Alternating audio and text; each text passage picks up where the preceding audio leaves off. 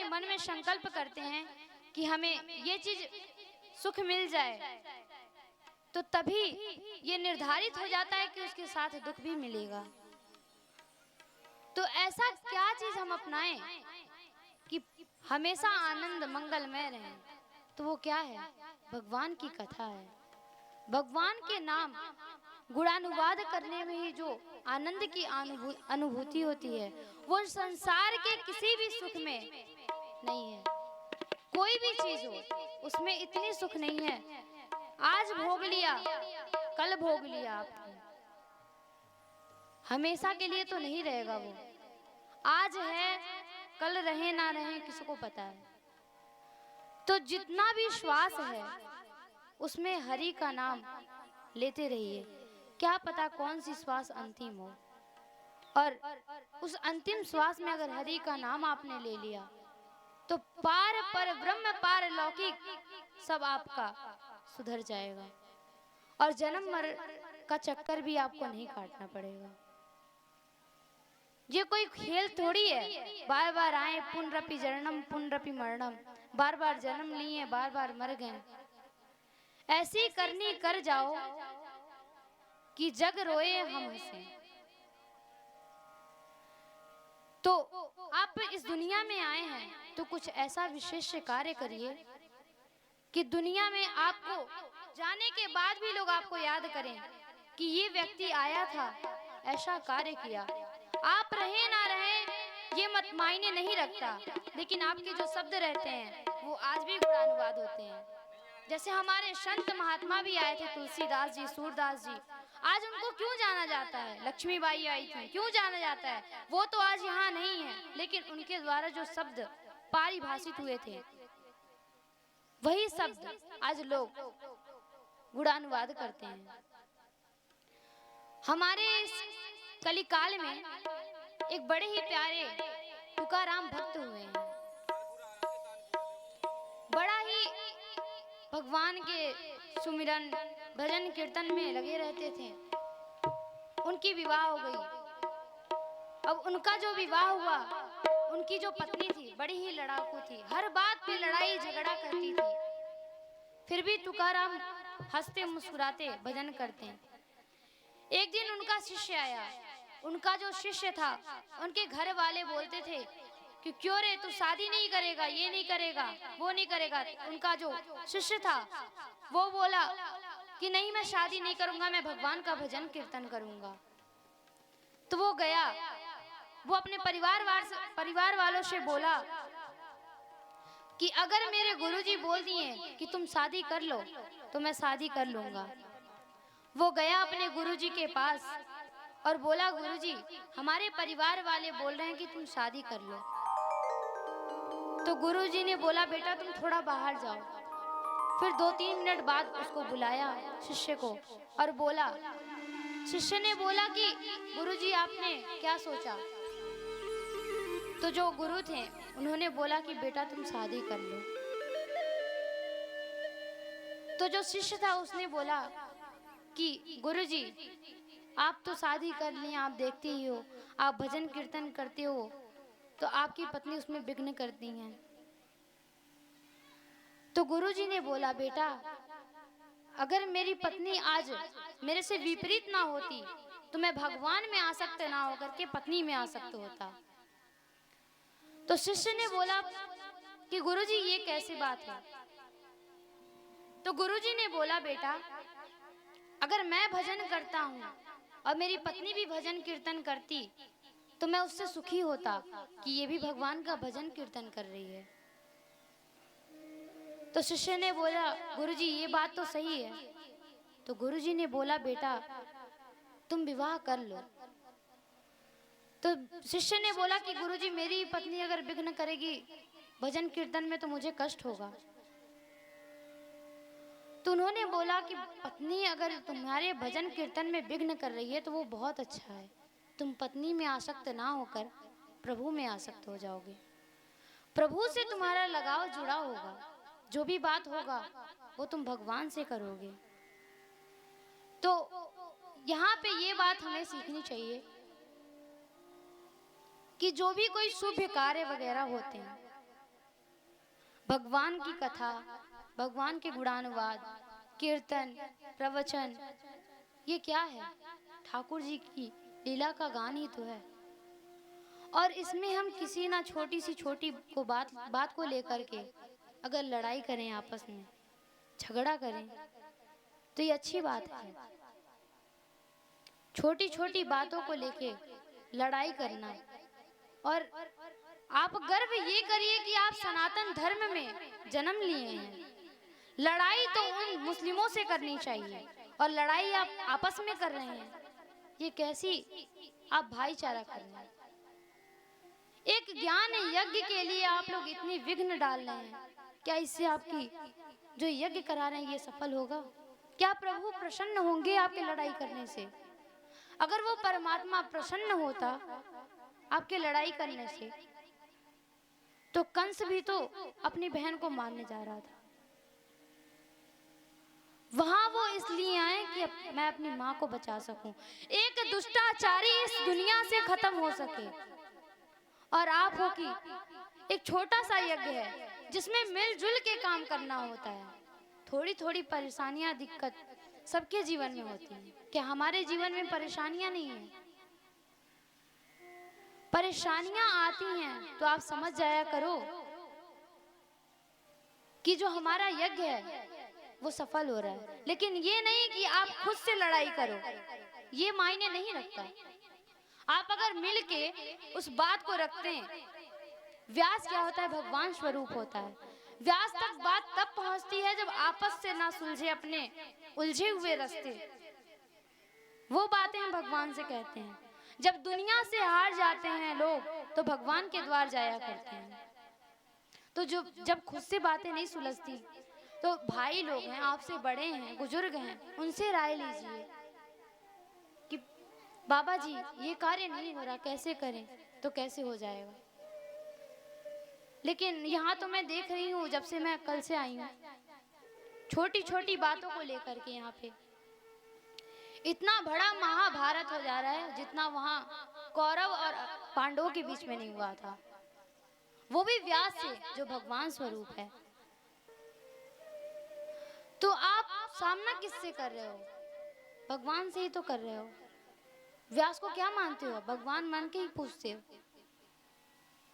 अगर छोटी छोटी बात को लेकर आप लड़ाई करोगे तो ऐसे कोई यज्ञ, कोई भी कार्य सफल नहीं होता। लड़ाई करने के बजाय अगर आप थोड़ा टाइम देके उसका हल निकालें तो उसका हल निकाला जा सकता है। ऐसा कोई समस्या नहीं है जिसका समाधान नहीं है। तो लड़ाई आप छोड़ के और समस्या का समाधान निकालिए।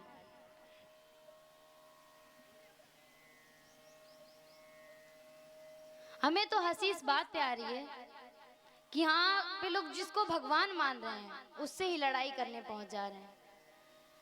पहले तो आपस में वो बात रखनी चाहिए। अगर खुद से नहीं बात होती है तब बड़े बुजुर्गों से करिए, उनसे नहीं होती है तब कहीं व्यास के पास बात पहुंचनी चाहिए। और आप लोग हो कि सीधे व्यास के पास ही पहुंच जा रहे हैं। ऐसी कथा या फिर कोई यज्ञ नहीं होता।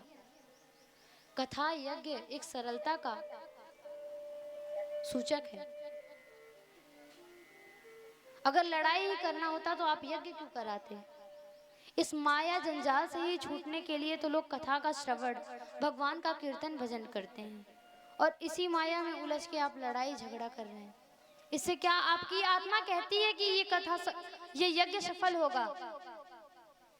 आत्मा कहती हो तो बताइए। आप खुद की आत्मा नहीं आपको बोलेगी कि ये यज्ञ सफल होगा अगर आप ऐसे लड़ाई करोगे तो। अगर मैं यहाँ बोल रही हूँ, मुझे बोलना भी नहीं चाहिए। आप लोग इतना मजबूर कर दिए हैं कि ये बातें बोलनी पड़ रही हैं। तो प्रयास यही रहे कि खुद में जो बातें सुलझ सकें वो सुलझ जाएं। जो भी दिक्कत परेशानी है आपस में सुलझाने की कोशिश करिए। व्यास के पास बात जो है वो तब पहुंचाइए जब खुद से ना सुलझे। मेरा ये बात रखने का मतलब यही था कि आप लोग लड़ाई मत करिए। लड़ाई जितना करेंगे पुण्य करने के बजाय उतना पाप होता रहेगा आपसे।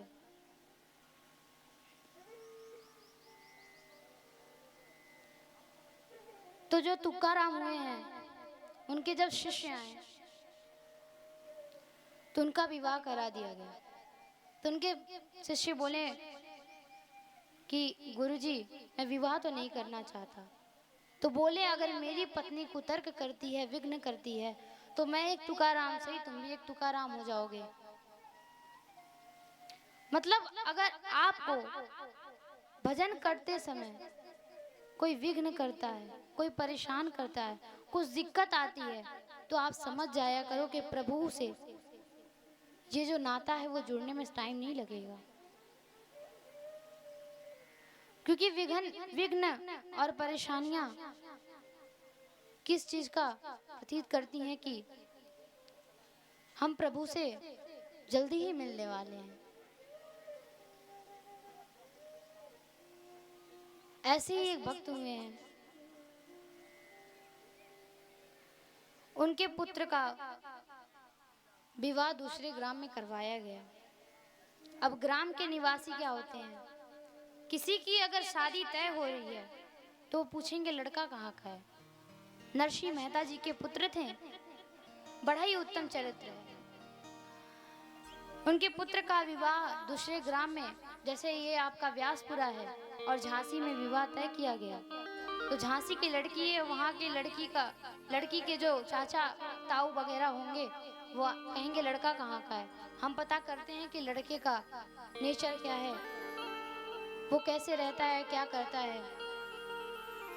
तो वहाँ गए लड़की के घर पे लोग, एक दिन बाद लड़के से मिलजुल के लड़की के घर जाके क्या बोलते हैं कि आप जिस अपनी लड़की का जहाँ पे विवाह करा रहे हैं वहाँ के लोग बड़े ही निर्धनी हैं। उनके पास तो अगर सुबह भोजन कर लिए तो शाम के भोजन का ठिकाना ही नहीं रहता। जब ये बात लड़की के बाप को पता चली तो लड़की के बाप ने एक पत्र लिखा कि हमारे लड़की के विवाह में 10,000 हाथी, 10,000 घोड़े, इतनी सामग्रियां, कुंटल टाली भर के तो उनको सोना चाहिए।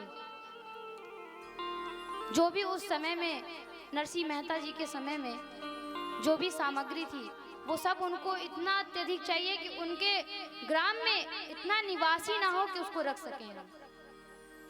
अब नरसिंह मेहता जी गरीब तो थे ही, लेकिन भगवान में बड़ी ही भक्ति थी। अब उन्होंने पत्र लिख के डाकिया के द्वारा भिजवा दिया। डाकिया गया, बोला नरसिंह मेहता जी सुनते हैं आपका एक पत्र आया है। उन्होंने कहा भाई कैसी पत्र आ गई। उन्होंने जब वो पत्र लिखा, लड़की के पिताजी पत्र लिखे तो लास्ट में पहले वाले पन्ने पे लिख दिए वो जय श्री कृष्ण। अब पत्र जैसे ही नरसिंह मेहता जी के द्वार पे पहुंचा, नरसिंह मेहता जी पत्र को हाथ में लिए। डाकिया बोला ये आपका पत्र है, आपके लड़के का जहां विवाह हो रहा है वहां से ये पत्र आया हुआ है। नरसिंह मेहता जी जैसे ही पत्र को हाथ में लेते हैं वैसे ही देखते हैं लिखा है जय श्री कृष्ण। उन्होंने मन में बोला ये मेरा तो पत्र है ही नहीं, ये तो ठाकुर जी के लिए आया है। और पत्र में क्या लिखा था, 10,000 हाथी, 10,000 घोड़े आदि सामग्री हमें चाहिए। अब वो पत्र उठाएं और ले जाके ठाकुर जी के पास रख दिए। अब ठाकुर जी ने जब पत्र पढ़ा, उन्होंने देखा कि हमारा जो भक्त है नरसिंह, इसके पास तो इतनी सामग्री है ही नहीं कि ये अपने बेटे का विवाह ऐसे घर में करवा सके। ठाकुर जी बड़े दुखी हो गए। स्वयं भगवान देखिए भक्त के लिए दुखी हो रहे हैं। उन्होंने कहा ऐसे तो हो नहीं सकता। अब विवाह, बारात निकली। बारात तो ग्राम से 5 लोगों को लेके निकली थी, क्योंकि उन्होंने तो पत्र पढ़ा नहीं था, पत्र में क्या है क्या नहीं। अब ठाकुर जी पढ़े, ठाकुर जी जाने। अब जब 5 लोगों का बारात लेके निकले तो वहाँ लड़की के घर पे पता चल गया कि बारात आ रही है। उनका सैनिक जाके उनके दरबार में बोला, राजा जी सुनते हो, बारात आ रहा है बड़ी दूर गांव से। पता चला है कि नरसिंह मेहता जी के यहाँ से आपकी बेटी के लिए बारात आ रहा है। तो राजा जी ने बोला कि क्या बोलते हो तुम? अभी तो उस दिन उनके ग्रामवासियों ने बोला कि ये बड़े ही निर्धन हैं। सैनिक ने बोला एक बार चल के देखिए। तो राजा अपने राजमहल से देख रहे हैं तो बारात सचमुच आ रही है।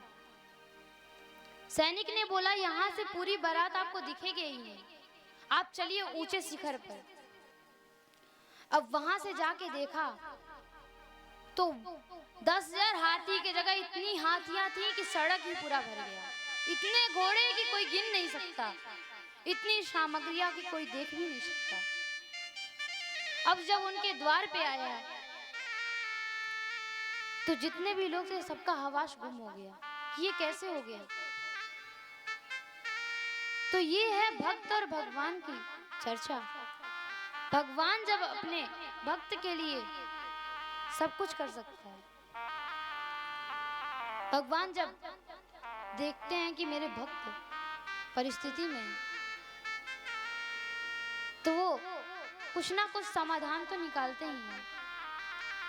ऐसे ही आपके घर में जो मंदिर है, जो भी मूर्तियां हैं, जब अपने आप से कुछ बातें नहीं सुलझे ना तो एक चिट्ठी में लिख के उनके पास रख दिया करो। और आप विश्वास नहीं मानेंगे, 2-3 दिन बाद आपको ये बात का जो प्रश्न होता है उसका उत्तर आपको मिल जाएगा। ये हम बातें नहीं बता रहे हैं, ये हम अपने साथ किए हुए हैं। हमारे जीवन में जो भी बड़ी से बड़ी समस्या आई है उसका समाधान हमारे ठाकुर जी ही करते हैं। अगर आपको भगवान पे विश्वास है तो भगवान आपके लिए इस धरती पे आपके लिए कहीं भी आ सकते हैं। बस एक बार बुला के तो देखो, दिल को उस परमात्मा से लगा के देखो। दिल तो लगता ही नहीं है भगवान से, दिल लग बैठा है संसार में, पत्नी में, पुत्र में। कहते हैं सच्चा दिल तो वो है, सच्चा पागल तो वो है जो भगवान का है। कोई तन पागल तो कोई धन पागल, कोई तन पागल तो कोई धन पागल, कोई पागल बेटे और नारी का, और सच्चा पागल तो वो है जो पागल मेरे बिहारी का। तो पागल अगर बनना है तो लड़की के चक्कर में, माता पिता के चक्कर में, या फिर अपने भाई बहनों के चक्कर में मत पड़िए। ये सब माया है। जिस दिन आपको ये महसूस हो जाएगा कि परमात्मा ही मेरे लिए सब कुछ है, उस दिन आपको ये बात पता चलेगी कि हम ये जो भी समय गवाएं सब व्यर्थ ही था। और अब जो शेष जीवन बचा वो इतना कम क्यों है? ठाकुर जी के लिए मतलब इतना कम जीवन क्यों बचा मेरे लिए? ये बातें मुझे पहले पता क्यों नहीं चली? फिर आप इतना रोओगे कि ठाकुर जी अगर आपने ये चीजें घटित की तो ये पहले क्यों नहीं किया? ये जो समय था ये पहले आपके लिए क्यों नहीं व्यर्थ हुआ?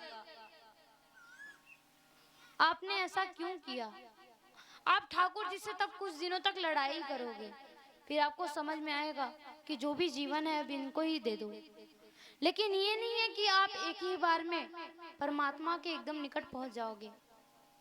बड़ी तब भी बाधाएं आती हैं, परीक्षा होती है, इतनी बड़ी से बड़ी परीक्षा कि आप कहोगे ये भक्ति क्या है, भक्ति हम नहीं कर पाएंगे। लेकिन विश्वास मानिएगा, हार कभी मत मानिएगा, क्योंकि हारे का सहारा है वो। और जो हार गया मतलब फिर से इस जंजाल में फंस गया। और जो इस पर से ऊपर उठकर और उस परमात्मा से भी लड़कर उसको पाना चाहता है, वही तो इस जीवन में सफल है। उसी का इस कलिकाल में जन्म लेना सार्थक है जो परमात्मा के लिए लिया है। नहीं तो व्यर्थ जीवन तो सब गवा रहे हैं। तो जो भी शेष समय है उसमें भगवान का नाम लिया जाए, और जो भी शेष उम्र बची है उसमें भगवान का सुमिरन और कीर्तन किया जाए। तो आइए हम भगवान का कीर्तन करते हैं।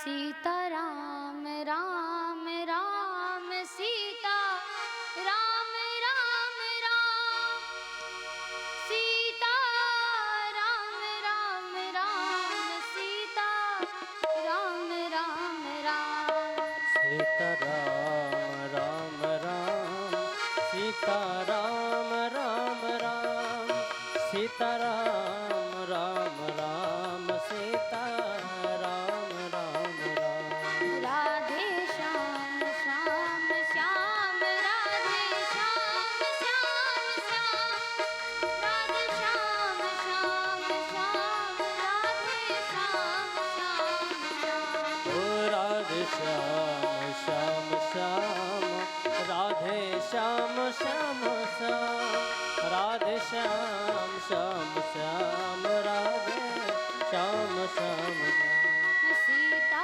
राम राम राम सीता राम राम राम सीता राम राम राम सीता राम राम राम ओम सीता राम राम राम सीता राम राम राम इतने भी पापी तो आप हो नहीं कि मुख से भगवान का नाम भी ना ले सको। तो हाथ उठाकर और मस्ती में बोलो, सीता राम राम राम सीता राम राम राम सीता राम राम राम सीता राम राम राम ओम सीता राम राम राम सीता राम राम राम सीता राम राम राम सीता राम राम सीता राम राम राम सीता राम राम राम सीता राम राम राम सीता राम राम राम ओम सीता राम राम राम सीता राम राम राम सीता राम राम राम सीता राम राम राम राधे श्याम श्याम श्याम राधे श्याम श्याम श्याम राधे श्याम श्याम श्याम राधे श्याम श्याम श्याम श्याम राधे श्याम श्याम श्याम राधे श्याम श्याम श्याम राधे श्याम श्याम श्याम राधे श्याम श्याम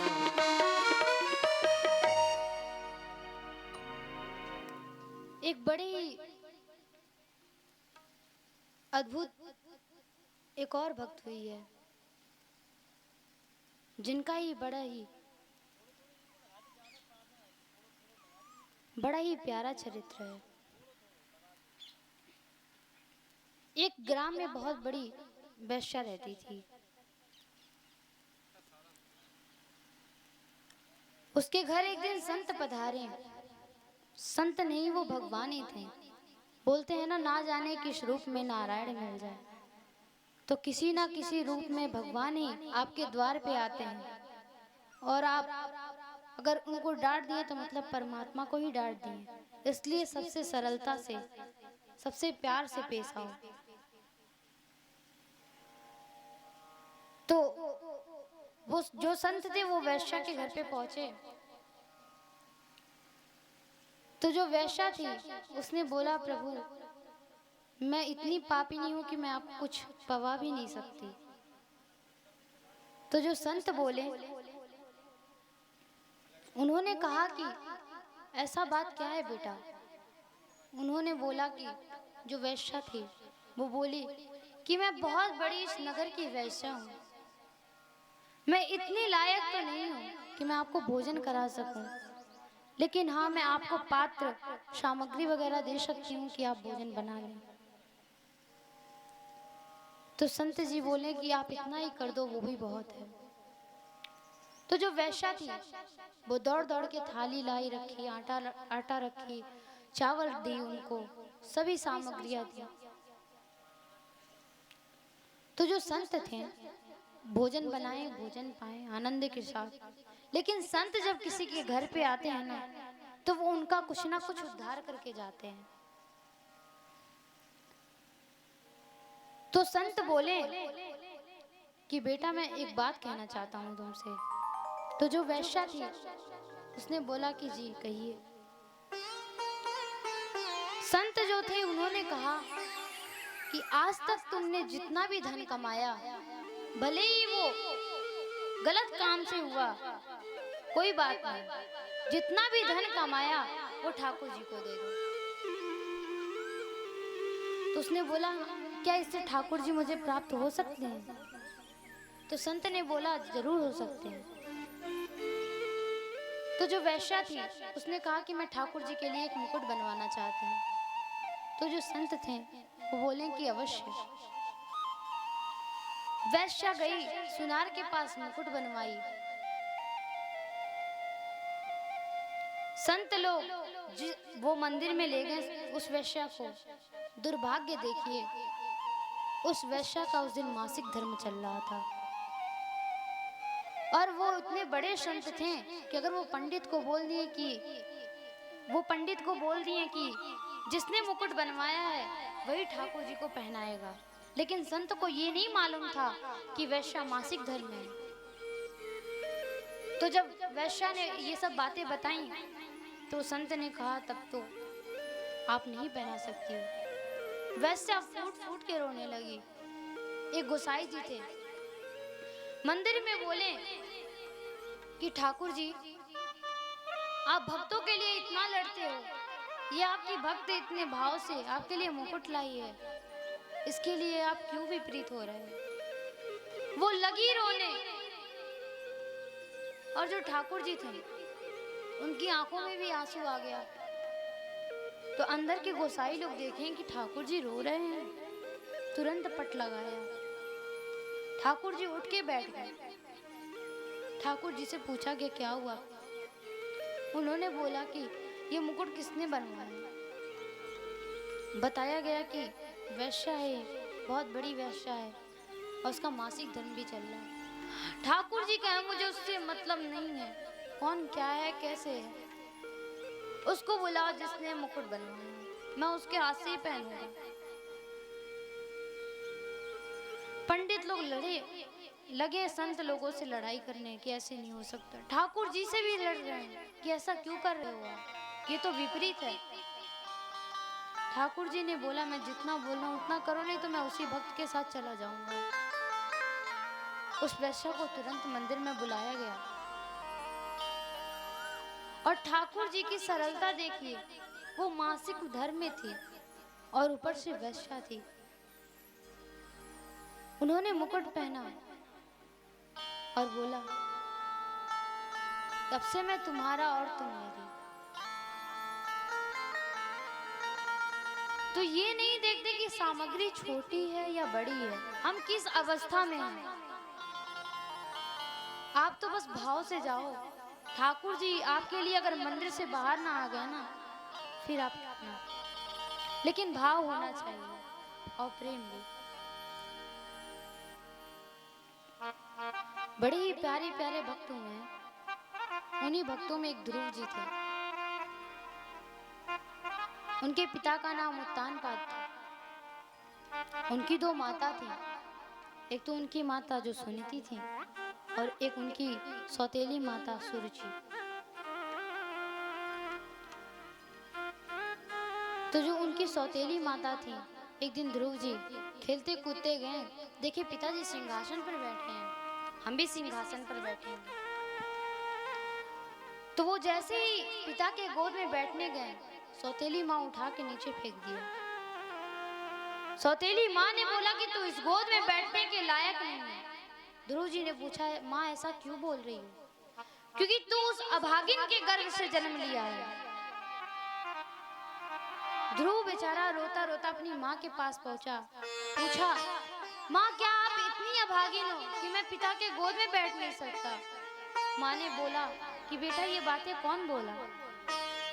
ध्रुव रोते रोते बेचारा बोला कि सुरुचि माँ ने कहा कि तू बहुत अभागिन है और अगर तुझे इस पिता की गोद में बैठना है तो तू जा भगवान की तपस्या कर और जब भगवान मिल जाए तो उनसे बोलना कि मुझे सुरुचि के गर्भ से जन्म लेना है। ध्रुव की ये बात दिल पे लग गई। वो गया अपनी माँ से बोला कि माँ ये भगवान कहाँ मिलेंगे?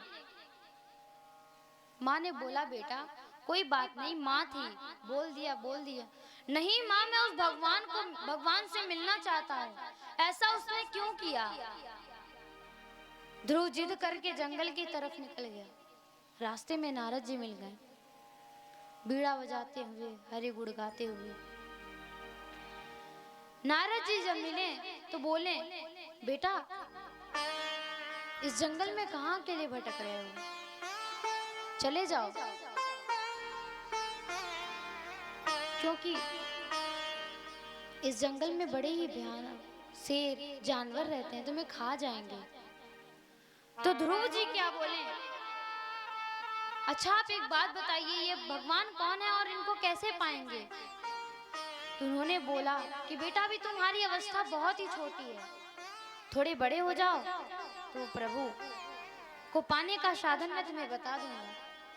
ध्रुव लगे जिद करने, नहीं मैं अगर जाऊंगा तो उस परमात्मा को पाके जाऊंगा, अन्यथा मैं नहीं जाऊंगा।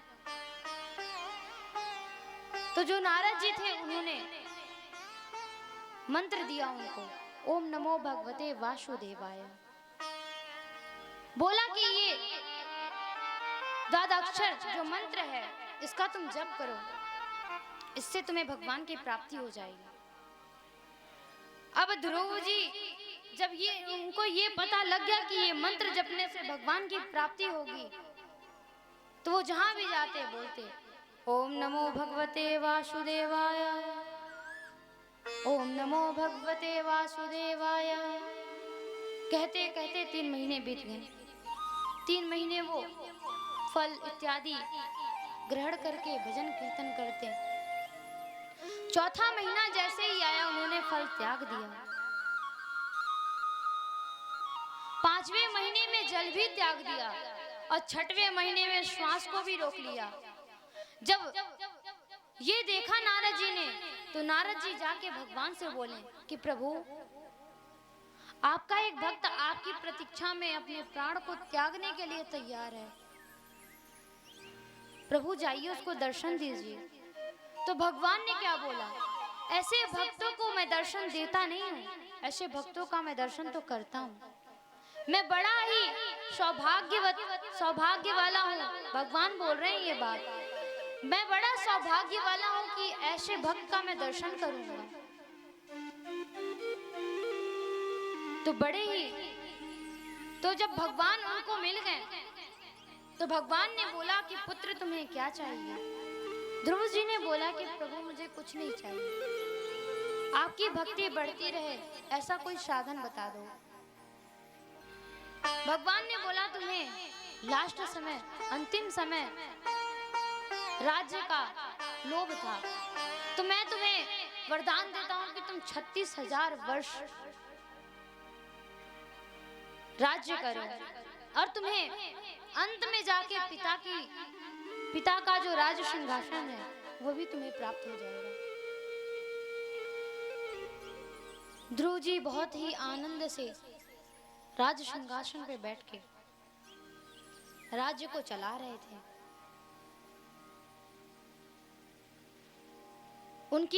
उनका जो भाई था दूसरे माँ का, सुरुचि माँ का, उत्तम, वो एक दिन जंगल में गया। जंगल में यक्षों ने घेर लिया और उसे मार दिया। उसकी माँ अपने पुत्र को ढूंढने के लिए गई तो वो भी दावानल, मतलब लकड़ी से, अगर लकड़ी का घर्षण होता है तो उससे आग लग जाती है, तो जंगल में आग लग गई और उसकी माँ भी वहीं मर गई। तो पिता का राज सिंहासन भी ध्रुव जी को प्राप्त हुआ। ध्रुव जी के आगे वंश में चलकर ध्रुव जी का विवाह हुआ। उनकी भी 2 पत्नियां थी। एक का नाम मिला और एक का नाम रुचि। जो इला नाम की पत्नी थी उससे कल्प और वत्सल, और जो रुचि नाम की पत्नी थी उनसे उत्कल पुत्र उत्पन्न हुए।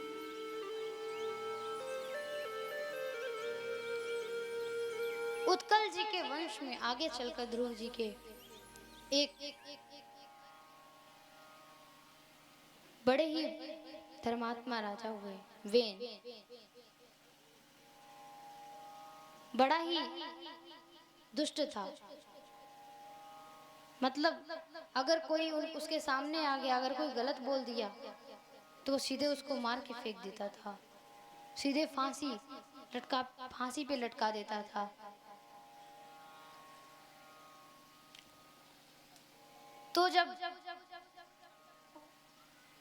तो ये चीजें देवताओं को देखी नहीं गई। देवता लोग उसको मार दिए वेन को, और उसके जब जंघाओं का मंथन हुआ तब एक निषिद्ध नाम का व्यक्ति प्रकट हुआ। उससे बोला गया निषिद्ध, तो वो डर के मारे कांप गया। तब से उसका नाम निषाद पड़ गया। तभी से ये जो मलाह और जो निषाद राज हुए हैं इनकी पीढ़ी बढ़ी। और उसी वेन के दाहिने भाग का जब मंथन किया गया तो उससे पृथु भगवान प्रकट हुए, और बाएं भाग से रुचि जी प्रकट हुई।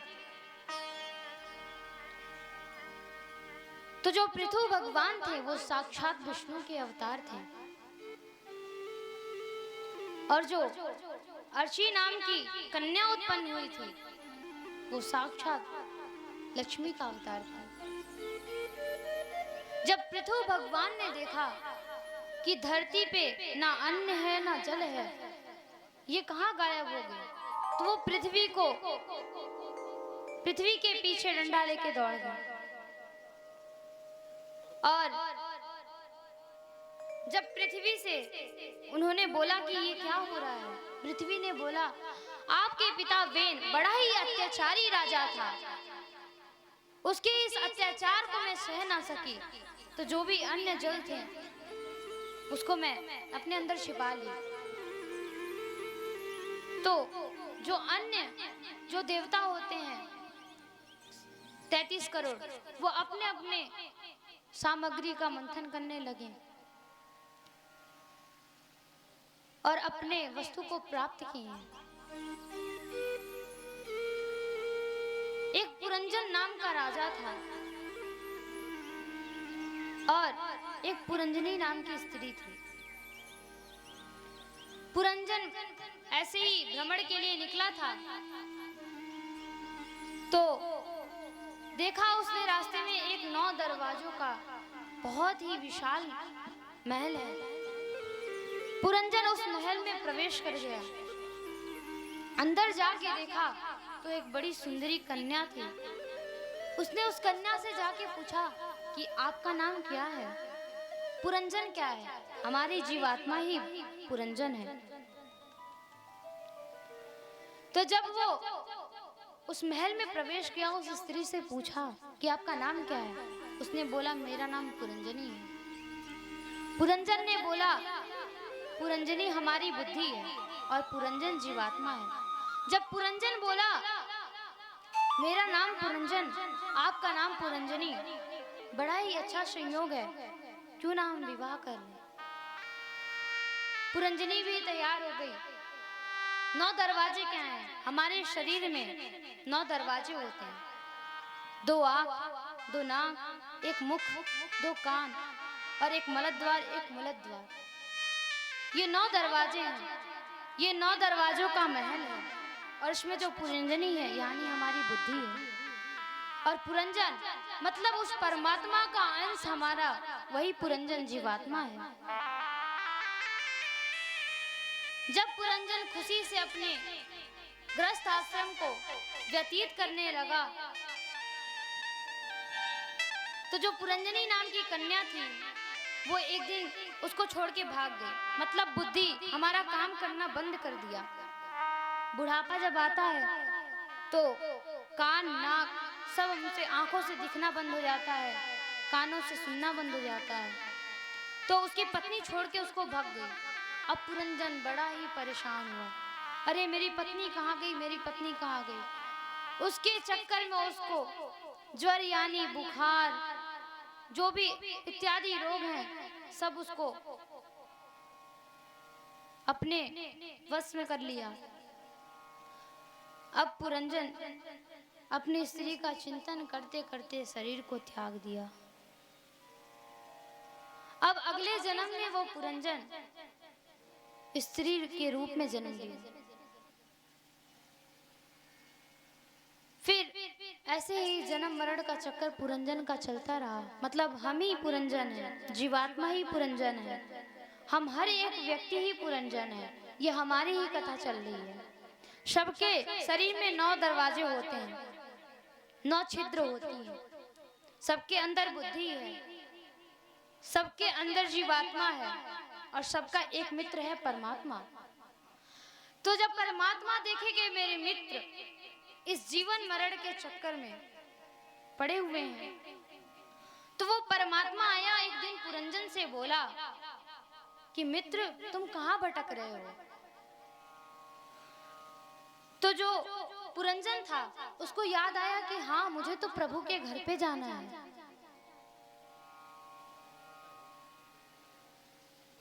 तो उसने कहा कि तो उसको याद आया कि मुझे भगवान का भजन कीर्तन करना चाहिए।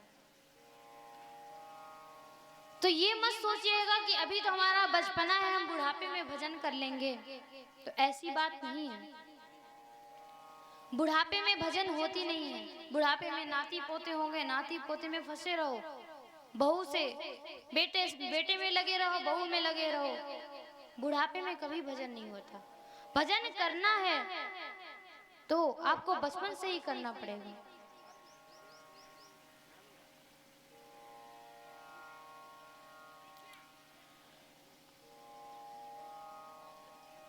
तो बड़ा ही सुंदर एक भजन है। इस भजन को आप चरितार्थ करिएगा, समझिएगा।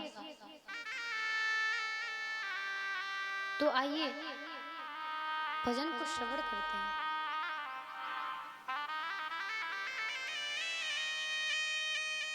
तू डूब के मर जा रे चुल्लू भर पानी में, तू डूब के मर जा रे चुल्लू भर पानी में, तू डूब के मर जा रे चुल्लू भर पानी में, तू डूब के मर जा रे चुल्लू भर पानी में।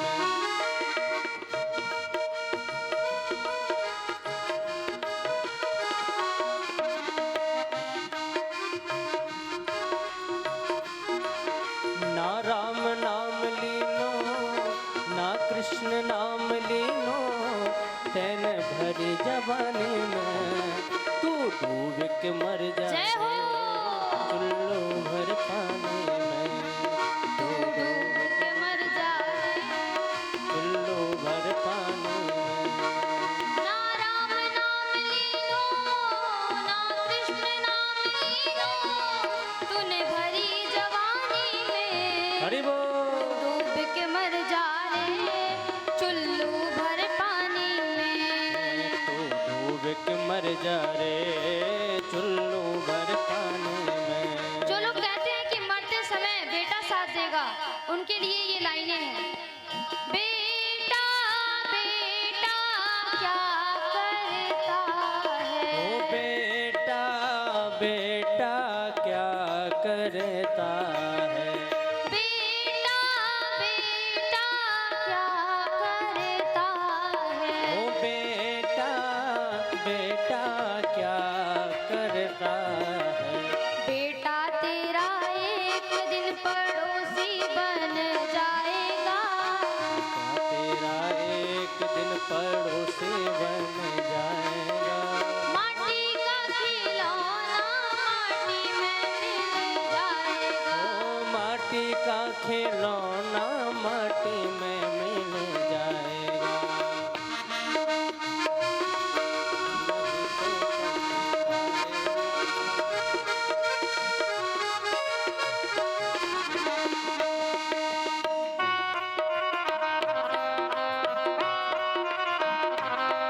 श्री राधे हरि बोल।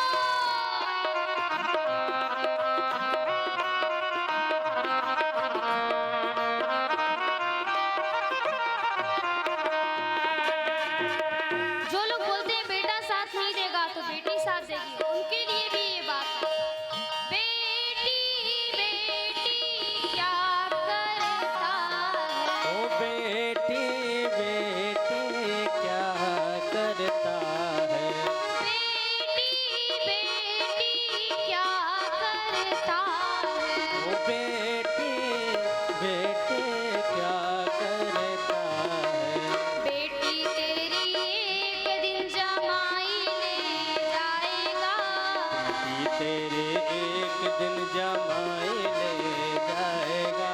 माटी का खिलौना माटी में मिल जाएगा। ओ माटी का खिलौना माटी में मिल जाएगा। मान मेरा कहना नहीं तो पछताएगा। माटी का खिलौना माटी में मिल जाएगा। ओ मान मेरा कहना नहीं तो पछताएगा। माटी का खिलौना माटी में मिल जाएगा। तो कहना अभी समय है, मान लो और भगवान का भजन करना चालू कर दो।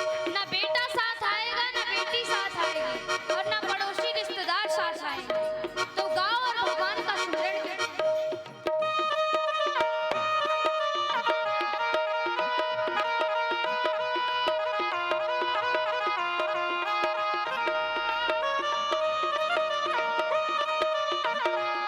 श्री राधे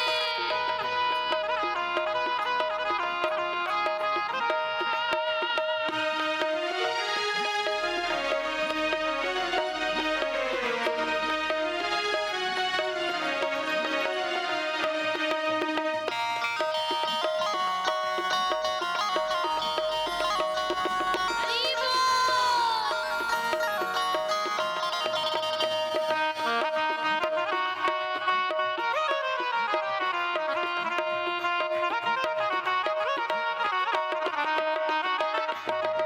जो लोग कहते हैं बेटा साथ नहीं दिया बेटी साथ नहीं दी तो क्या हुआ, रिश्तेदार तो पड़ोसी तो हैं, तो उनके लिए भी ये बात। पड़ोसी पड़ोसी क्या करता है। पड़ोसी पड़ोसी क्या करता है। पड़ोसी पड़ोसी क्या करता है। ओ पड़ोसी पड़ोसी क्या करता है। पड़ोसी तो एक दिन जला के चला आएगा। पड़ोसी तो एक दिन जला के चला आएगा। मान मेरा कहना नहीं तो पछताएगा। मान मेरा कहना नहीं तो पछताएगा। ओ मान मेरा कहना नहीं तो पछताएगा। माटी का खिलौना माटी में मिल जाएगा। मान मेरा कहना नहीं तो पछताएगा। माटी का खिलौना माटी में मिल जाएगा। ओ मान मेरा कहना नहीं तो पछताएगा। माटी का खिलौना माटी में मिल जाएगा। मान मेरा कहना नहीं तो पछताएगा। माटी का खिलौना माटी में मिल जाएगा। माटी का खिलौना माटी में मिल जाएगा। माटी का खिलौना माटी में मिल जाएगा। माटी का खिलौना माटी में मिल जाएगा।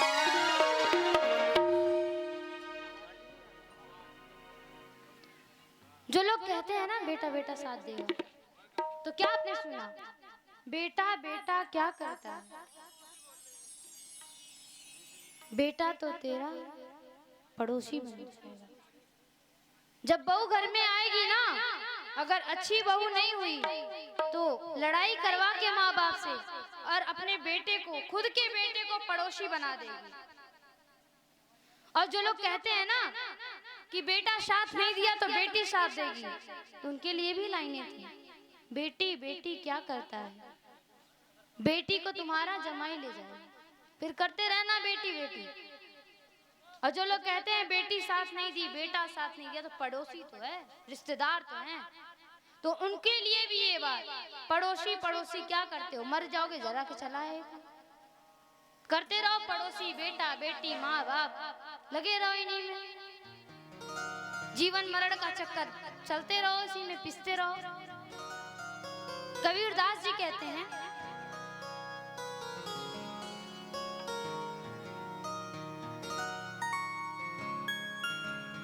कि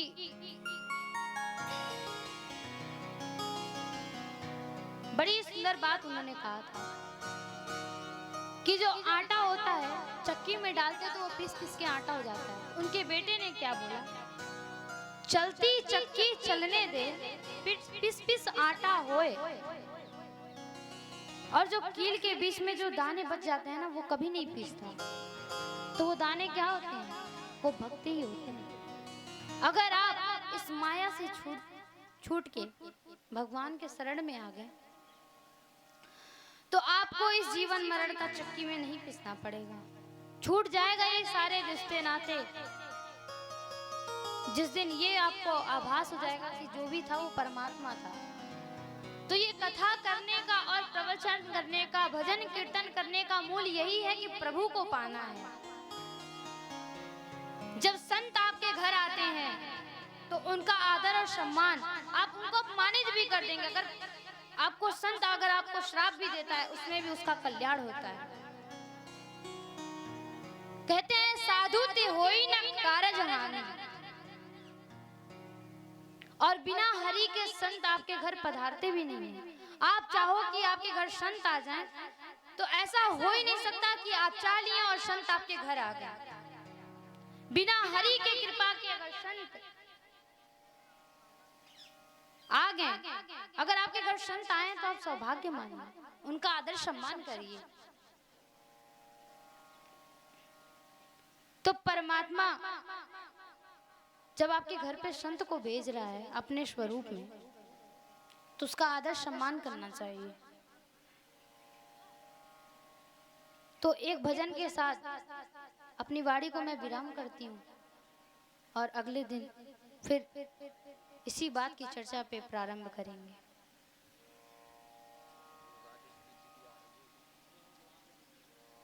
तो जो साधु होते हैं वो आपको चाहे श्राप दे या आपको आशीर्वाद दे, वो आपका कल्याण ही करते हैं। तो एक साधु के लिए भजन है, उसको गा के अपनी वाणी को विराम करते हैं।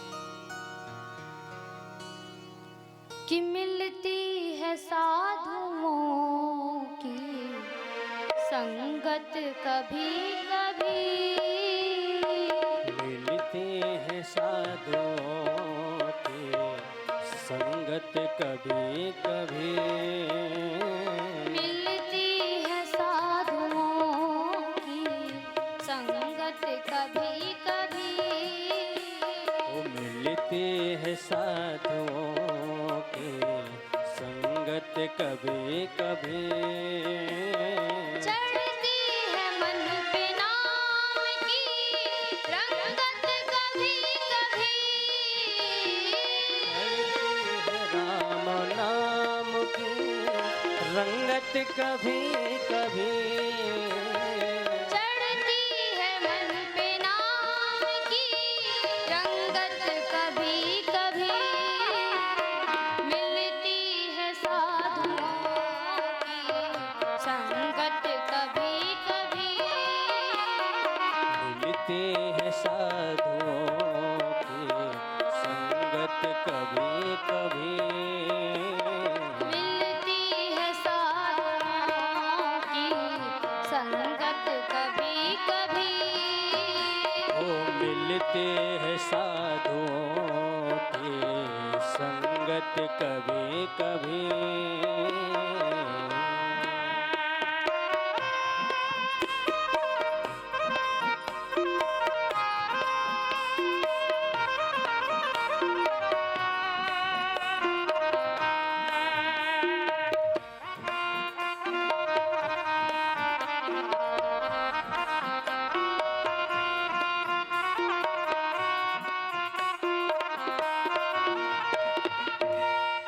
बंदे को रहना चाहिए बुराइयों से दूर ही,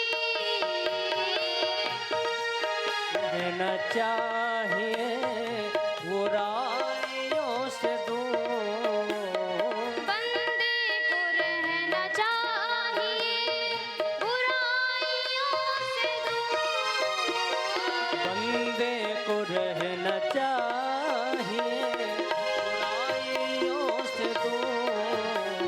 ले डूबती है पल भर में, ले डूबती है पल भर में संगत कभी कभी।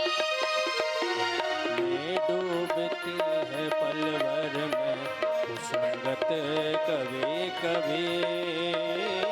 मिलती है साधुओं की संगत कभी कभी।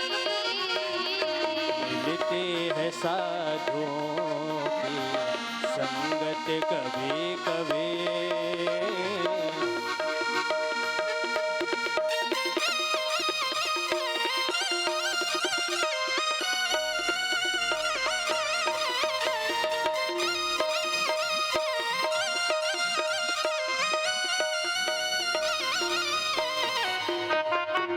जय हो।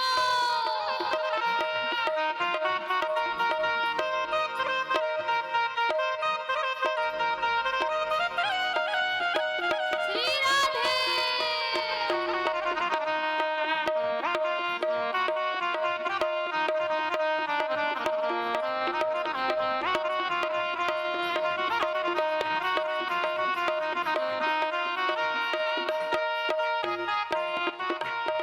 दौलत से प्यार कीजिए जितना भी ठीक हो। दौलत से प्यार कीजिए जितना भी ठीक हो। दौलत से प्यार कीजिए जितना भी ठीक हो। दौलत से प्यार कीजिए जितना भी ठीक हो। ये लूटती है जान भी, ये लूटती है जान भी दौलत कभी कभी। ये डूबती है जान भी दौलत कभी कभी। मिलती है साधुओं की जय हो। संगत कभी कभी। मिलती है साधुओं की संगत कभी कभी। मिलती है साधुओं की संगत कभी कभी। ले डूबती है वो संगत कभी कभी।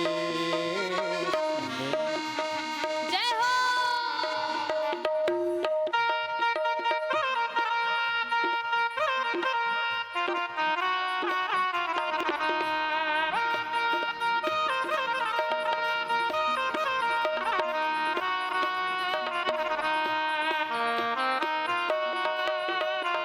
श्री राधे।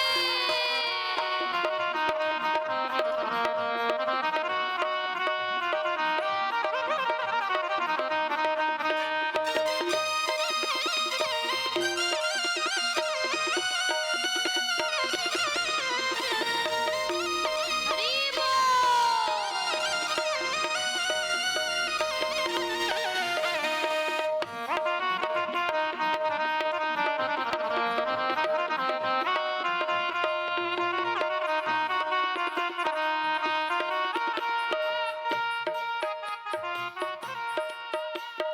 इज्जत को पाके भूलना उसको न चाहिए।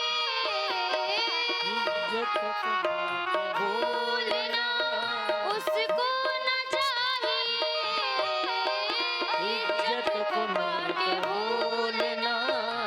उसको न चाहिए। क्योंकि जो छीनता है देखे भी, जो छीनता है देखे भी, किस्मत कभी कभी देखे भी, अस्मत कभी कभी मिलती है साधनों की संगत कभी कभी। मिलते हैं साधुओं की संगत कभी कभी। जो छीनता है देके भी अस्मत कभी कभी, जो छीनता है देके भी अस्मत कभी कभी मिलती है साधुओं की संगत कभी कभी।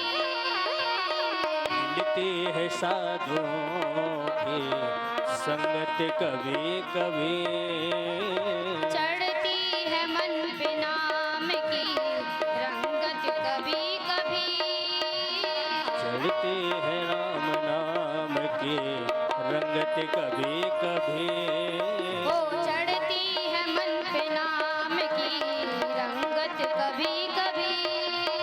वो चढ़ती है राम नाम की रंगत कभी कभी। चढ़ती है मन पे नाम की रंगत कभी कभी। चढ़ती है मन में राम की रंगत कभी कभी। चढ़ती है मन पे नाम की रंगत कभी कभी। बोलिए संत समाज की जय हो, भक्त और भगवान की जय हो। जय जय श्री राधे, राधे श्याम। जय जय श्री राधे, राधे। जय जय श्री राधे राधे श्याम। तो हमारी जो दीदी हैं वो अगले प्रवचन के लिए आ रही हैं। आप सभी श्रद्धालुओं के साथ उनके वाणी का श्रवण करें।